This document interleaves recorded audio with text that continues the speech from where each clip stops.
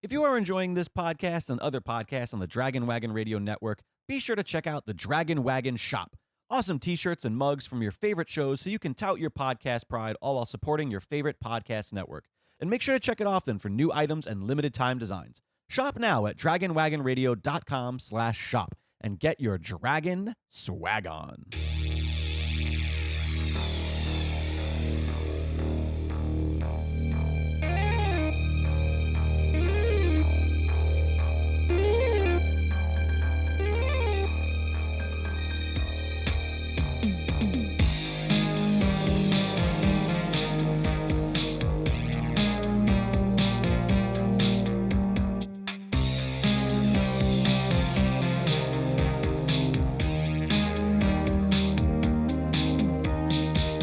I will introduce you right now.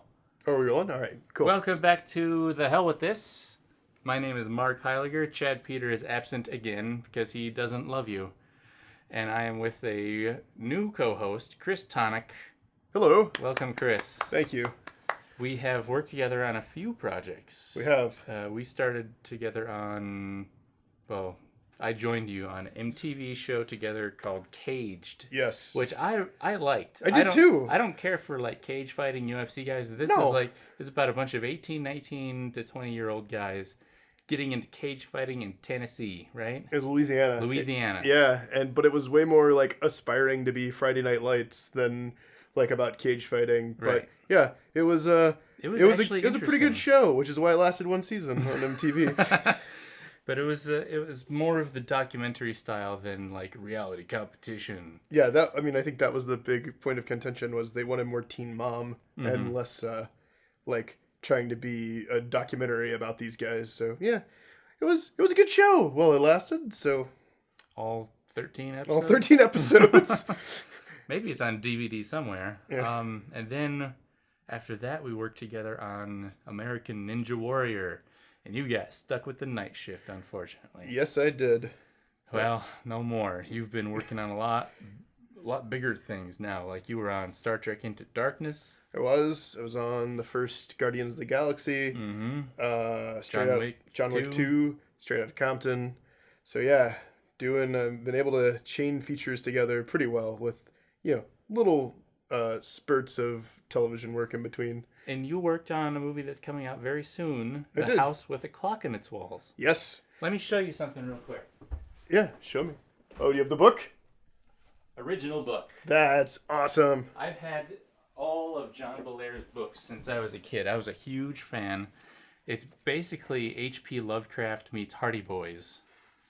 That's great. And I have reread a lot of these things. I mean, the drawings that you're seeing now are half the reason I love the books. They're all great. Shit, I can't remember the artist's name. Wow, Jack Black actually does favor this guy. Like that's really good.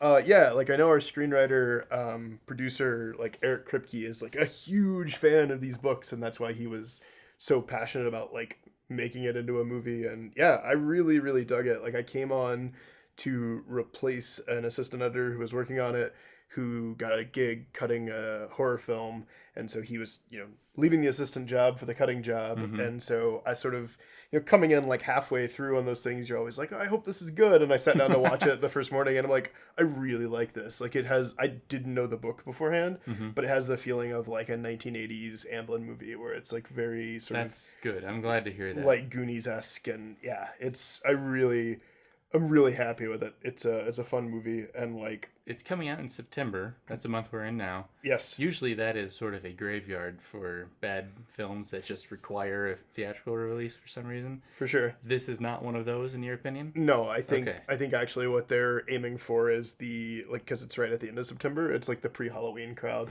because it's like it's almost spooky season, kids. Right. Yeah. But yeah, I really I have not read any of the books yet, but it seems like the studio's hope with this is it leads them to getting to do the rest of them. Like they didn't seem to be like, this is a one-off. So there were only 2 or 3 more books with the same characters. So I mean, But wait, I thought there was, because somebody else started writing them too and continued it with these characters, from what I understand. Oh well, I guess I didn't keep reading after. John Boyers died. Right, he passed away, and then somebody else was like, well, that shouldn't stand in the way of continuing the series, and there's... I think I might have one of those. I think the other guy's name was Brad Strickland. But or is that a film director's name? No, I'm thinking Brad Anderson. There are a handful more books, but the ones I was really interested in were the Johnny Dixon novels, not the Lewis Barneville. Right. And that was what he swapped over to after these, right? Was okay. Yeah. Those were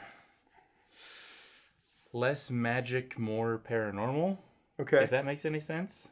Okay, so... like, the Lewis Barneville books are... He lives with his sorcerer uncle and his witch neighbor and all this stuff. It's very magic. It's very fantasy. Mm-hmm. And the Johnny Dixon ones, I guess one of them involved time travel, but that's something else. It was more like uncovering the deepest, darkest paranormal secrets of the town that they lived in. And then there was another character series with Anthony Monday, and that was very based in the real world, but that was like hardcore solving mysteries in the real world. And maybe it was like spooky, scary stuff, but it was not magic. It was not ghosts. It was not spirits. It was all based in the real world. So it's like they all kind of have their own feel. It's like a gradual evolution away from the fantastic with them. Right, it's like, first Wizards, maybe not that. Now it's going to be kind of X-Files, Hellboy-ish. Okay, just like True Detective, like macabre, true crime kind of. Yeah, like the first Anthony Monday book was about, of course, the kid being the only smart one in the whole town to find this dead man's missing fortune hidden somewhere in the city. Nice. And he's the one who finds it, of course. But it's all very entertaining stuff. But I did reread this book when I saw the trailer come out. Yeah. It makes no goddamn sense. I was going to say, how does it hold up? No, not at all. The book makes no sense. They make a sudden 90-degree turn into cartoon logic near the end of the book. Because I think he kind of wrote himself into a corner, and he was like, well, I don't know how to solve this problem. I got it. We'll just make something up here. So is he just like Deus Ex Machina his way out of it, or what? Yeah, straight up. Oh, and not literally. It's not like a hand comes from off stage. It's not The Stand, where it's just like... a giant hand, yeah.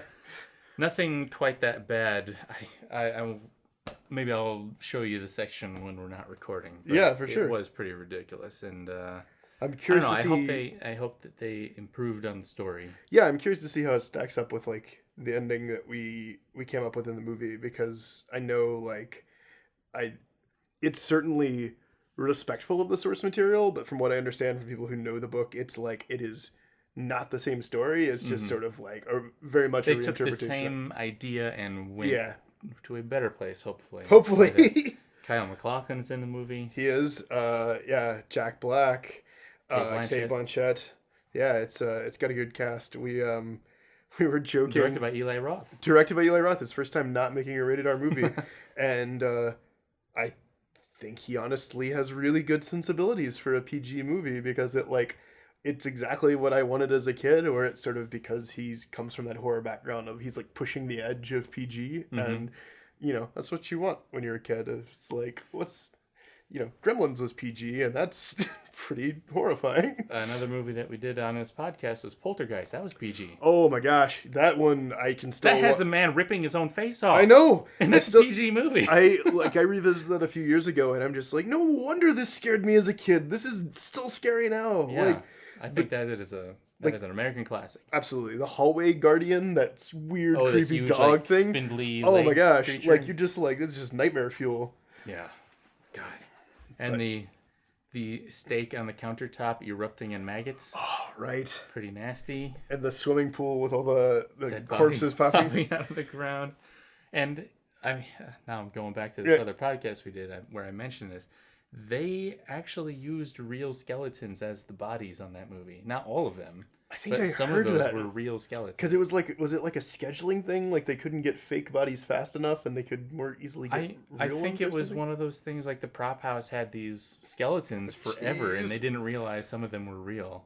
I think it was that simple. We can cut this for time if we need to, but do you know the story about the body in the fun house down in Venice? Yeah, I heard about that. Yeah, when they were shooting... like an old It was some outlaw that got killed, Right, and then some somehow crook that got... ended up in a haunted house, and they're filming the Incredible Hulk, and like some grip leans on it, and then the arm falls off, and there's like And a they're skeleton wow, inside. the prop guys really went to town on this thing. They gave it bones. Yeah, and skin. Oh, it's a body. Yeah. Jeez. Yeah. Never know how that sort of thing happened. I guess, people didn't keep track. No, sometimes you throw lose in a body. pile with fake bodies, then you can't really tell the difference after a while. Oh, man. So, you brought a movie. I did bring a movie. Watch, I got it right here. Actually, you brought two. Cinema Paradiso, but Right. I watched that maybe 2.5 weeks ago, and I don't think I can do that again. Totally so fine. But the other one is Master of the Flying Guillotine, which is a Shaw Brothers movie from the 70s. Shaw Brothers were the sort of giant studio making all these wuxia movies back in the day. They're like the Hammer horror films of kung fu movies. Absolutely, and they actually made a movie with Hammer called, I think it's Legend of the Seven Golden Vampires. There's 7 of them. They're golden and they're vampires. It's a kung fu Hammer horror film. So this movie is definitely, you think when you watch it, you will see all the things it influenced, because it kind of, I think, became a cult hit on the repertory circuit. It's definitely, you see shades of Street Fighter 2, the video game, and then many characters where you're like, oh, that is literally that character, but 20 years before this game existed. Did it influence Bulletproof Monk? It's been a long time since I watched Bulletproof Monk. I've never seen it. That's the most ridiculous cash in of the whole for sure.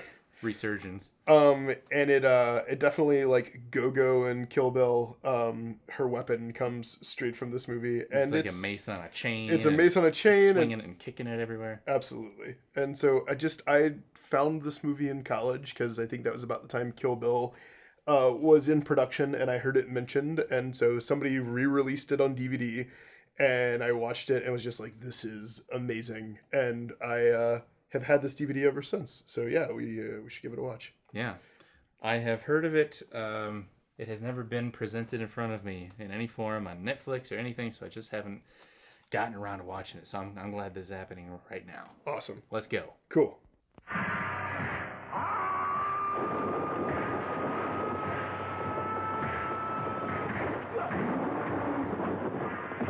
He comes from beyond time, from beyond the outer limits of your imagination. He's the master of the Flying Guillotine. And he's ready to blow your mind. With more nerve-shattering special effects than you have ever seen before. It's a trip into a world where warriors from the ends of the universe meet in combat that knows no boundaries.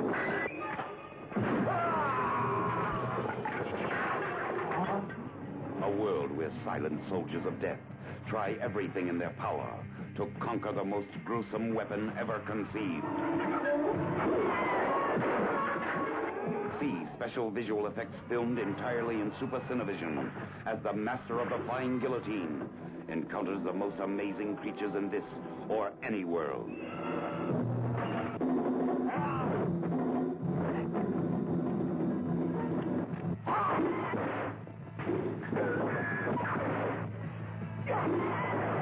As he experiences the most spectacular adventures the mind can imagine.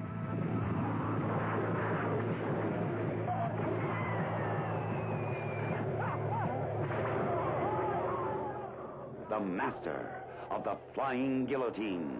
Master of the Flying Guillotine was very fun. Yeah. Lots of good. It's not going to fighting. win any Oscars, but it is exactly, well, at least what I want out of a 95-minute martial arts film. It's Right. just like, they're not putting on any airs here. It's just like, this is goofy fun to watch. And it's like really well choreographed for like... For what- its time and day. For yeah. sure. Like, I mean, this film is, like 43 years old at this point. Mm-hmm. And yeah, I think it's still a lot of fun, and I honestly think the way it's shot and cut and choreographed is better than, at least for me, a lot of the action that you see come out of major studios today, because you can follow the action, and it's the benefit of having, like, your actors not really have to act as much as just be martial artists. And Right. Well, that's the benefit of having people in the movie who can actually do those things. You don't have to. Need I mention the scene from Taken 3 where Liam Neeson hops over a fence and like 18 is cuts, it 18? 13 or 18 cuts? I can't remember now. But it's it only takes 3 seconds. Yeah. But it's just like boom, boom, boom, boom, boom, boom from different angles just to get a guy over a fucking fence. Well, it's insanity. Like I worked on a movie that the producers ended up taking control of and trying to it was sort of a slow burn crime movie, and they wanted to recut it into an action extravaganza. And I literally had a producer say the words to me, no, we need more cuts, because the more cameras you show, the more expensive people think it is. And I'm like, that is not accurate, sir. Not in an era of GoPros. Like, nobody is tricked by like, oh, look at all these cameras they had. This is clearly a high budget production that I'm getting my $15 worth. But yeah, in a thing like this where your stuntmen are capable of doing the fights themselves, you can do a wide shot of the whole fight if you wanted to. Yeah. If it wasn't exhausting for them. But you only have to cut in for certain things where the budget gets in the way, or when a guy's clearly not able to jump 30 feet straight up into the air. For sure. Through a roof. And it's like, I think the special effects are super fun. It's like, yeah, guys are going to walk up walls and fly around, and that's the world which we're setting up. And so just that sets your expectations right there. And our Dulcine character from Street Fighter. Right. There's an Indian fighter in this tournament. And, who I'm pretty sure is a Chinese actor in brown face. He looks a little Chinese to me, but yeah, like this is, I don't think this film is gonna win any cultural sensitivity awards either from China. It's like, and they kind of repeatedly make fun of the Thai guy for having to do a little song and dance before each fight he has. And then the Japanese guy is sneaky and like betrays and has hidden weapons, and it's just like I feel like it's a little peek into like the way China views all the countries around it. Yeah, that's a very good observation. But I love the Japanese guy. Yeah, his name is Fights Without a Knife, and then he kind of looks over his shoulder halfway through the fight, and he whips out a knife and he stabs somebody to death. That's just good strategy is all that is. I mean, he didn't make any promises. They just assumed based on his name. Right, it wasn't in the rules that he couldn't have a knife. Right, you're just he like, just called himself Wins Without a Knife. This guy comes out and says he wins with a knife. Clearly, I'm not going to suspect that he's got a knife hidden. I should have suspected. Oh, God, what happened? So you wanted to clarify that this is not a Shaw Brothers movie, actually. So there were 2 Flying Guillotine Shaw Brothers movies, and then they were trying to make a 3rd one, and these guys swooped in and were like, you know what? We can make our own Flying Guillotine movie because nobody has copyright on a weapon. And so they made a sequel to a film they had already produced, which was The One-Armed Boxer, and so that's why you have the alternate title of this, One-Armed Boxer versus the Flying Guillotine. But this is, I think it was First Pictures was the name of the company. So this was made, like, outside of Shaw to try and beat Shaw to the punch before they could get out their next sequel. And to add insult to injury, they named their company First Pictures when they were second. Yes, exactly. To this territory. Second to this idea. Were the other? Do you know if the other movies had Flying Guillotine in the title? Oh, they did. Yeah, there was Flying Guillotine. Guillotine. There would be a copyright issue there if it's in the title. So I looked it up and I go, I think this might be based on an actual weapon in like back in China's history. So it's like you could name a movie. A weapon that never killed anyone in real life. No! At least not if it works the way this does, which is basically a beekeeper hat with blades. Blades on the inside to sever the neck, and then it just rips your whole head off. But this guy has like a 300-yard chain attached to it, and apparently, he can throw it so hard. He's like incredibly accurate. Yeah. Also, it seems to pretty much instantaneously come back to his hand so he can throw it again. Yeah, I noticed in the end scene, he kind of threw 3 in a row. Yeah. But I guess when it was off camera, we didn't see him. So anything can happen off camera. Yeah. Pretty amazing stuff. I wanted, earlier in the movie, I saw some of the fighting happening, and I was kind of going, man, they're really swinging at each other. They're really going for it. Yeah. A few other times later in the movie, I noticed that they were pulling their punches. But, that'll happen. Sure. If the camera is not at the perfect angle or something. But it made me think, like, even if the swords are all made out of wood, I don't want to get clubbed in the head with a piece of wood any more than I do a sword. Oh no, for sure. Like these, I wonder about the amount of injuries on a movie like this, where there were, OSHA was not a thing for these guys. well, I mean, I think you only need to look at like Jackie Chan's early movies where like everyone ends with him in traction pretty much, and it's just like in the blooper reel, it Yeah. ends with him near death. and you just kind of get the feeling that in these like the sort of Wild West days of the Chinese film industry back then, it's just like, well, just get it on camera, and like if we get some injuries, we'll deal. Yeah, like these guys they're just definitely pulled hits, but it can't be fun to take after take like a even a wooden sword to the back or side or Yeah. like Can you imagine on one of these fight scenes, like take 8? Oh my after gosh. you've been doing it for half an hour and you're just like, oh Jesus, let's get this over with. It's like You're already tired. Stunt and martial arts folks are a different breed. Like I talked to a stuntman one time who was telling me about worked for these directors who their question after every take was, "Is it the best you can do?" Like, and it wasn't like asked mean. It was just like, "Is that the best?" And he'd be like, "No." And so he ended up doing this stunt like 12 or 15 times, and it was like he was supposed to kick flip off a wall, and then he had a wire wrapped around his center, and he was supposed to pull the wire to sort of make himself unfurl in the air. Yeah. And he's like, at the end of the day, he like got home and lifted up his shirt, and he just has this bruise black going and across blue. his, yeah. And it's just like, it's that drive to like press yourself. And so you get a bunch of like competitive, people who know martial arts and are all trying to one up each other in stunts. I'm sure this was not like a pretty hospitable bill at the end of this thing. If these guys don't have a union already, they need one. No kidding. I mean, in this era, this current era of filmmaking, where the only time you really hear about stunt people is when they get killed or injured severely on the set of movies. I think more of it now is to do with like car accidents. For sure. Even the Uma Thurman thing. Yeah. To tie into Kill Bill a little bit.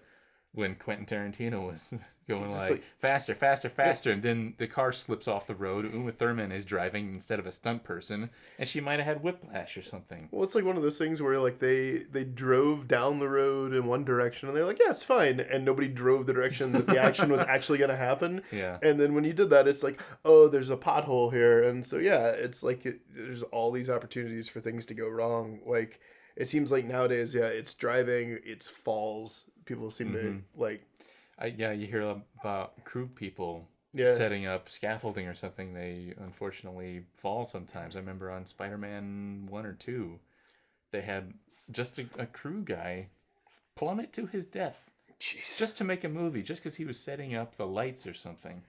And it makes you kind of wonder, where's the line? For sure. There's the Friedkin story about filming the French Connection, and when they shot that car chase, like they didn't get permits or anything. Yeah. They just went and drove through traffic at like 6 o'clock in the morning, like full speed, and it was just the stunt driver and Friedkin operating the camera in the back. And I'm like, that's a good story, but if you look at it now, it's incredibly reckless. All the near hits that they have in Yeah. that sequence, those weren't stunt drivers? No, it's like those are real because they just weren't went they just went and guerrilla did it. filmmaked it. Yeah. And it's like, and nobody got hurt, and so now it's like a story you can tell, but it's like, but Nowadays, really, even if nobody gets hurt, you're looking at a lawsuit. absolutely for like reckless endangerment. Yeah. So like, yeah, it's just, it's a different era back in the 70s when it's just like, oh, let's just do it. Yeah. So, I mean, I particularly thought of a sequence in here.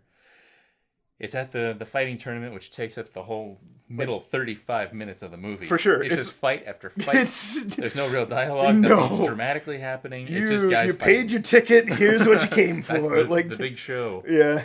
And at one point, they have like a little section of this arena set aside for, you have to like walk up on the bamboo sticks or something. Mm-hmm. And to make sure you don't fall off, they put a bunch of swords in the dirt. Right. And clearly, they look like they're made out of thin wood. Yeah, or like maybe perhaps cardboard and foil. Yeah. I'm the kind of guy, I wouldn't be a stuntman because I have no pain tolerance whatsoever. Even if I fell onto a cardboard sword, I'd be like, oh God, I think I'm gonna die. I gotta go home now, guys. Sorry. You have to find someone else. Just cut the take. We gotta call it a day. But I don't know, if people trip, anything can happen. You even get one of the more benign props stuck in your eyeball or something. I just know that would happen to me. Oh, for sure. If I was on this movie. No, I know. It's like you'd love to hear. This is one of those films that like I don't feel like there's this. You know, it was kind of cranked out when they were just making all these like wuxia films like crazy. You can tell this is kung fu sausage. Oh yeah, for sure. Like these guys, this is just a factory operation. Like this is another day at the office. It's like spaghetti westerns, but in China. Absolutely. And so there's not like, you know, nobody's done a Criterion version of this movie to like, let's go talk to the actors and see what they had to say about their own experience. But it's like, I would love to hear the stories of like the behind the scenes of this movie. Like, was this anything exceptional, or was this just like, oh no, another one? Yeah, it was Wednesday. Like, yeah. So well, your DVD has a commentary track on it. It does. I have not ventured there. It's from two Western film critics. Right. So I wonder if they did any of that research though, or they have the context and they know like, oh, this was a whole other animal at the time. We should dive into that. But yeah, it's like it's just one of those films that like I'm glad somehow that this made it to modern day. Like I was checking and it actually has never been released on Blu-ray. Like the best they did at this company that released the DVD we watched apparently a couple years later did a cleanup where they went in and tried to like balance out some of the color shifts we were seeing. Wow, but it's still like that's the best quality copy that's out there. Well, okay, so it's never been... Yeah, as far as I can tell, never been cleaned up, never been, like, there's been no sort of definitive release. Like, the last DVD that was put out was, like, 14 years ago. So, I wish somebody would go revisit it. I think maybe they're thinking some of the charm is in all of the bad color transfers. Oh, for sure. And the flashing, because they were obviously at the end of a reused roll or something like that. Well, and it feels like the timing of these releases, like this DVD was 2002 and the next one was like 2004. It's like right there when sort of Kill Bill was bringing attention back on this movie because of the Flying Guillotine in that movie. And so it was the company that had the rights like, oh, let's get it out there. And so maybe there isn't the demand now. Like they don't know if... Right, yeah. It's going to take some independent investors to do a proper 4K restoration. I mean, look, if somebody can do a 4K restoration of Manos, The Hands of Fate, I believe that somebody can, like, go do Master of the Flying Guillotine. Well, let's talk a little bit about the story. Such as it is.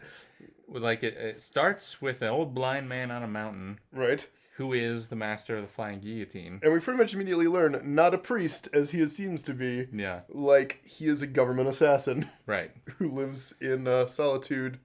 And I didn't know what the Qing government was all about, which is who he works for. Right. But so I guess they're the bad guys. I'm pretty rough on my Chinese history, but I think this is the period where you have different warring states in China. Mm-hmm. And so you have the Ming rebels, who are... the one-armed boxer and his lot, and then you have the Qing dynasty, which is the government, and they are government assassins, basically going after, you know, these rebels in a different part of China. Okay. Okay. I do love the introduction to the movie where they explained the Flying Guillotine was the most dangerous weapon ever assembled. Right. So everybody, like, they outlawed the thing. Only one person was entrusted to operate the Flying Guillotine. It was this blind man on a mountain. And you mentioned while we were watching it, he just keeps his eyes shut the whole movie. Oh, right. Yeah, this movie... We never see him looking at anything, or, you know, he's blind. This movie's version of people having disabilities is like anybody who's missing a limb has it clearly tucked behind their back or under their shirt, and a blind man just has his eyes closed for the entire movie. He couldn't even be bothered to do the Al Pacino staring off. No, can't just be unfocused. Nobody would know he's blind then. Right. Blind people have their eyes shut, apparently. Maybe he has no eyes. That is a very real possibility. Maybe that was how the meeting went of like, what if he had no eyes? We can't afford that. Okay, just keep his eyes closed. I was kind of... The way it showed the blind guy, I don't remember his name, the master of the Flying Guillotine. The way it showed him doing his little like training routines up by himself in the mountain, I was kind of thinking, since I had not seen the movie before or the previous movie in the series, I was kind of thinking he was the good guy. I thought he was our main character. Just because they're introducing him as sort of this like lone wolf, like he's self-sufficient. He's sort of the underdog because he has this handicap. He's blind, but he's also the only guy who's able to work the Flying Guillotine. But then we get introduced to the actual hero, the one-armed boxer. He's got the school, blah, blah, blah. And he's also handicapped. He's only got one arm. Right. But I think his ability to walk on the ceiling You see, kind of outdoes when his you lack lose of a a limb, physics don't apply anymore. And Well, you can... It's like, when you lose one sense, like if you lose the Sure. sense of sight, you can hear really well. It's like Daredevil, Like yeah. Daredevil. Yeah. So Everything else becomes amplified. So so when you you lose lose an a arm. limb, Right. your feet Gravity? become- No. Does not apply. You can walk up walls, on the ceiling, like wherever you want, really. Oh, and he has a demonstration of how he can make himself lighter by breathing deeply. Right. And I love the explanation when his student fails. He's like, you see? You didn't breathe deeply. It's just like, yes, clearly, that's... Okay, that's I'll what- try breathing more, I guess. All right. But for the rest of the movie, I was always... It was hard for me to not look at the blind guy as, like, the underdog that I kind of secretly wanted to win. Because he can't see He anything. can't see. And the only thing, like... But he really, still manages to climb down a mountain. He climbs down a mountain. He can track people, apparently. Yeah, Like, he can smell their blood, maybe. Yeah, like he doesn't seem to have any trouble following people. I do love that repeatedly in this movie, after he kills somebody, he's like, "Did I get him?" Like he asks whoever is nearby. Like Right, it's like, well, that's the plot. Yeah. The previous movie ends with a one-armed boxer killing two people. two other Qing Dynasty assassins who apparently were the disciples disciples of this guy. Yeah, of this guy. So this is what is it, Karate Kid 2 situation where we've got the teacher now, or Karate Kid 3, I guess, where the Yeah. teacher's teacher comes back and now things are really serious. Right. So But the whole thing is a revenge story. Again, this is all happening from the Master of the Flying Guillotine's perspective. It's a revenge tale for him. Again, why I thought he might be our... you could totally, guy. aside from how, like, sociopathic he is, you could totally make this movie with him as the protagonist. Because, yeah, he's, like, out to avenge his disciples. He was murdered by minding his this... own business. Yeah, and these rebels, like, killed his disciples, so he's gonna go put an end to it. Those jerks. Yeah. But yeah, all he knows is that he got a message on a pigeon's foot or something Right. from his disciples. It was a one-armed man who we're off to fight now. If we don't make it back, avenge us. So he finds the first one-armed man he can, who does stupidly claim to be the one-armed boxer because he's drunk, but he's just a bum. And this blind guy, Just from immediately. the second story of a restaurant, uses the flying guillotine and rips his head off in full daytime view of the public. And he's like, from now on, I'm killing every one-armed person. Every one-armed man, right? It's the only way to be sure. Going back for a second to the pigeon, I do appreciate the fact that on the little engraving they sent him, because again, blind has to feel the engraving to realize what's happened. Oh, it's a picture of a one-armed They, man. they carved a little one-armed man, and then like it looks like they carved him with an arm, and then carved the arm off. And I'm just like, well, that was nice of them to go through the trouble of like, About here's a giving him a picture, picture. in case you need He to looks find him. like this. Right? Oh, I got it. And then the movie sort of gets interrupted by this fight tournament between all the different fight schools For sure. and all the different countries. It does and- just sort of shut down the movie for a while, because Yeah, it's yeah, like yeah. you're going along on the plot, and then it's like, all right, well, now it's time for a martial arts tournament. They even have buckle up. We even think for a second maybe the one-armed boxer will join the tournament. No, he shuts that down immediately. Yo, he's just there watching. He's just there watching. It's like we went to a show with the one-armed boxer, and we sort of see all these other fighters, many of whom will not appear in any other scenes of this movie. Some Right. do, but And we get the repeated shots. Like it's a long sequence of this tournament. They're putting the nameplates up on the board. oh yeah, And we're kind of... I assumed it was going to be most of the rest of the movie, and we'd see who got to the top of the leaderboard or whatever. No. No. It doesn't happen. I want to know if this was the first film to do the tournament as a film, because like I think you brought up, we saw it in Game of Death, and then you see it in Enter the Dragon. Enter the Dragon, not Game of Death. You see Mortal it in Paul W.S. Anderson's Mortal Kombat, and it's like, this was 75, I think, or 76. It's like, is this the first one that does, like, you know what? We're going to have a tournament, and that's going to be the plot for a large section of this movie. And then we sort of get back to the movie previously in progress once we get out of the tournament. Because the Master of the Flying Guillotine interrupts the tournament. Right. We get barely through the first round of the tournament, and then one of the fighters who does have one arm. He wins his round and then gets his head ripped off out of nowhere. I do love the shot too of the master on top of the pagoda and everyone like tapping each other and pointing as if I noticed There's like the 6 blind man close-ups of people turning to look in the bright orange robes, like getting ready to throw It's just I would love to see the in between of how that he got from the restaurant to there. Like it's like, is he just wandering the streets like looking for one-armed guys? No idea where he was gonna be. No, but stumbled onto another one-armed fighter. Maybe he just heard about a tournament and he's like, well, certainly he would be at that. He's gotta be there. He's gotta be there. Then he kills the other one-armed boxer who is not the titular one-armed boxer, and that kicks off the rest of the plot of the guy who's hosting the tournament tries to stop him and gets killed by the master of the Flying Guillotine, although does not get decapitated, gets just cut in the side. Seems like decapitation only saved for that's a special kill. You're right. Right. He wasn't even really trying to kill that guy. He was just in the way. He was just in the way and he wouldn't leave him alone. So it's like, fine, you know what? Done with you. Right. You better back it up.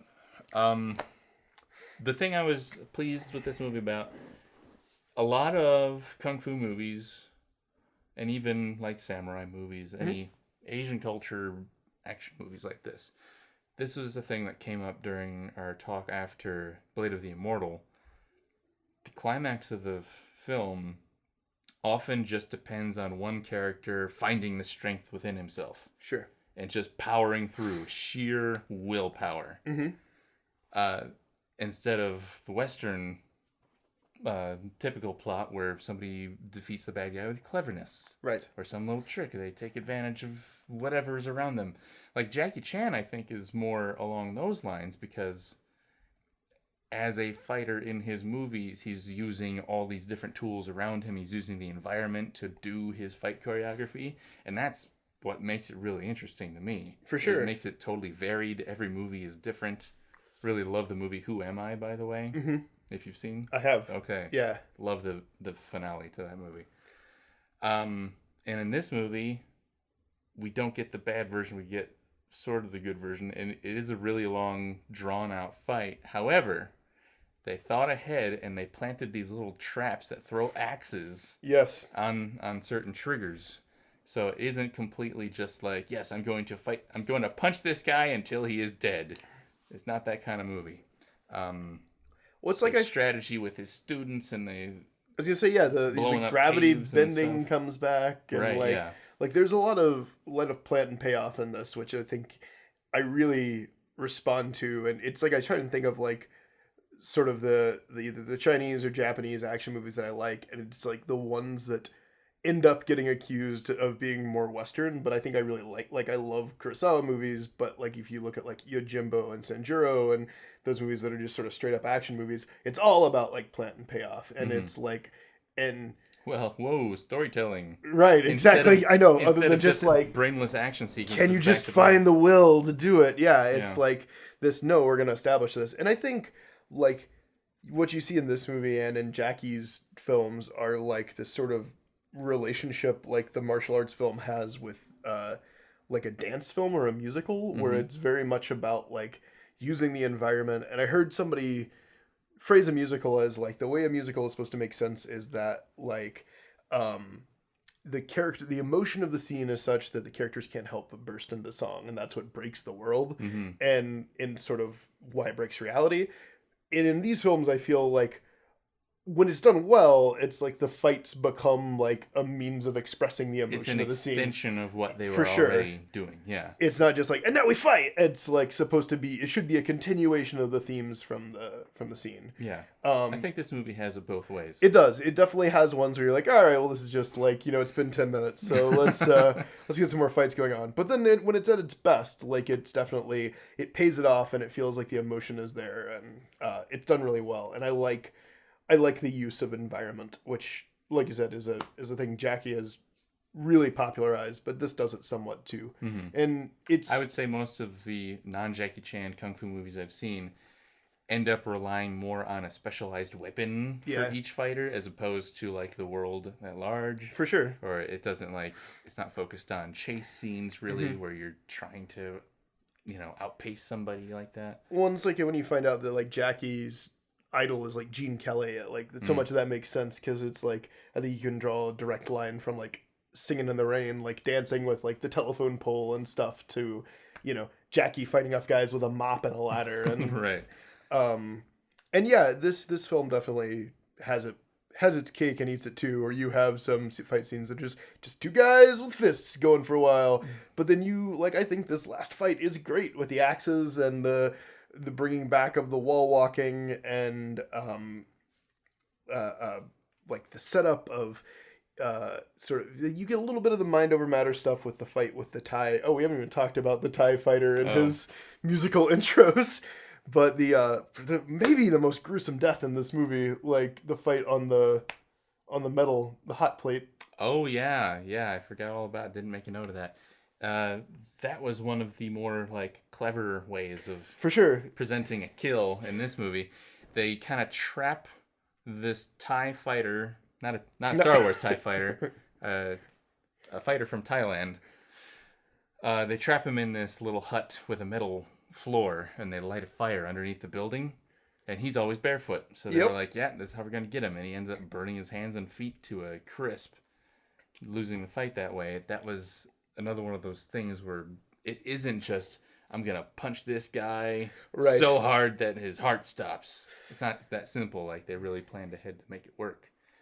Yeah, it's like you and maybe that speaks to like when you're making a movie about like the one-armed boxer, it's like, well, he's got to be clever because he's going to be at a disadvantage in these fights. And it sucks because he's still also an amazing fighter. Yeah, he's despite great. Despite having one arm. Oh, and we can see. Oh, it wasn't the one-armed boxer. It was the second one-armed. It was individual. The second one-armed man in the tournament. We see him on his back, like kicking off a guy, and there's his other hand, his missing hand, on full display. Mark, film stock is very expensive, and you're only going to get a couple shots of this, so you use the least bad take. Right. And again, something that gives the movie flavor. Oh, for sure. Like, I think a highly polished version of this film wouldn't have nearly the charm that this does. Right. Like, and I also feel like this is an example of what makes me like this film is the brevity. Like, at less than an hour and 40 minutes, it just about the time you're like, all right, I've had about enough of this, it ends. And like it doesn't go on and on and on. And like I've definitely seen, like, especially some of the earlier like wuxia movies that Shaw does where they're sort of big historical epics. It's like they're great, but after about 2 hours you're like, okay, I'm about done. Checked out. And I think that that principle follows down to the individual fight scenes too. For sure. The individual fights don't go on so long that you get bored with that one. Like in the tournament sequence, that's a very long sequence, but you get a variety of fights. Well, and they keep it moving. And then right when you finally get bored of it, they rip a guy's head off. Right. And move on with the movie. And I think you nailed it when you were like, oh, at least they're mixing it up. Because at first you're like, you have one guy win, and then it's like, oh, nope, they killed each other. So I think it does a pretty good job of like keeping you interested by throwing in these ridiculous characters like Chinese Mario, who we think might be Mongolian, really not sure, but he definitely looks like Super Mario, and that mustache is terrible. Yeah, this is the worst fake mustache I've ever seen in a movie, I think. And then you get like stretchy armed yoga master and like tornado knives, the guy with the spinning knife hands. Yeah. Oh, monkey kung fu guy who never comes back. Yeah, and I liked him. He was great. They even gave him the monkey haircut. I know, and just he doesn't even like get hurt that badly. Just runs away in shame. Because God, I never even thought about this. The whole movie. What is the daughter of the other school's master? Like she is the tiger. Yeah, she's the eagle claw. Yeah, eagle claw. She wins her fight against the monkey guy by disrobing him. Yeah, and he runs away naked. I kept on thinking she should have played a bigger role Absolutely. in the movie. No, for sure. Like you were waiting for her to come back and like revenge her father, and it's like, nope. I mean, I think that would have been a great moment. Like, our hero is at his weakest. He's about to be destroyed by the master of the Flying Guillotine, and then she swoops in and calls him. "It's for my father, you bastard," and wins the day. That would be awesome. It makes you wonder of how much of that comes from the writer director also being the star of where it's like, he's no, gotta be the hero. This is my time. Well, I think the only thing that could have been done at this time in the mid-70s, the only thing that could have been done to improve the fight scenes is by using more than 4 sound effects. Oh my gosh. It's the same. This whole film feels like somebody had a synthesizer and it was just like, no, we can use this for the soundtrack and the sound effects. I was reading about the music. The title sequence. Yeah. That is just a faster version, or rather, flip this around. The music we hear when the Master of the Flying Guillotine is walking around, sure, that is a slowed down version of the title music. Oh, the rock music that was playing? Wow. It's the same thing, essentially. It's just slowed down. It's like predating... And it's a German band. Really? It's a German rock band that made that song. They're called Neu. Is it... which means new. With an exclamation point. Was that only on the the international American release, or is that what it was released as in China that too? I don't know. I'm really curious. Like, so much of these things, I wonder, like, the versions that we get, like, how much of them are like, no, we fixed it for you, Westerners. Like, we added in some hip music, but yeah, like, that's I'm really curious. Miramax was still doing that shit in the 90s. For sure. Well, that was the big thing with when they got Princess Mononoke. Was the only way that Miyazaki would sell it to them is if they agreed to absolutely no cuts. And because they're infamous for that. And there's a fixing all the Jackie Chan movies. Right. What was the there was another movie Miramax did in the late 90s, early 2000s that was a re-release, Iron Monkey. Did you ever see that? No. It's a lot of fun. It's it's Yin Wu Ping who did all the fight choreography for The Matrix. And he directed it in like 93, and it's basically like a Chinese version of Robin Hood. And it's super fun, and it's great choreography and great action, but the only version I've ever seen is like the Miramax cut down, because it's like they've never released with English subtitles the original. You'll have to get one of those region-free pirated versions. Well, I think that's about all I have to say about this movie. Yeah, it's but I would highly recommend it if you... It's not super deep, but it is a ton of fun. And if you want some really good like action choreography and some pretty solid low budget like martial arts filmmaking. Yeah, it's just that grindhouse level action movie. Yeah. It's really, really enjoyable. Well, good. Thanks for bringing it. Absolutely. I'm glad you liked it. I hope we can get you on another episode of The Hell With This. Absolutely. I know you've got millions to go. Oh, for sure. Like, you can, on that shelf there, that's all the other ones I own already that I want to go through at some point. We can do this for the rest of our lives and never hit all of them. They just keep making movies. Yeah. It's Dragon Wagon. Gamebox Monthly sends a new awesome indie tabletop game right to your door every month. There are multiple subscriptions to choose from, and you can personalize them to fit your style. Also, you're guaranteed to never get a title you already have, letting you focus on what matters most, having a great time with great people. So visit GameboxMonthly.com and use the promo code DRAGON to get an exclusive discount just for The Hell With This listeners. Once again, that's GameboxMonthly.com. Rediscover social.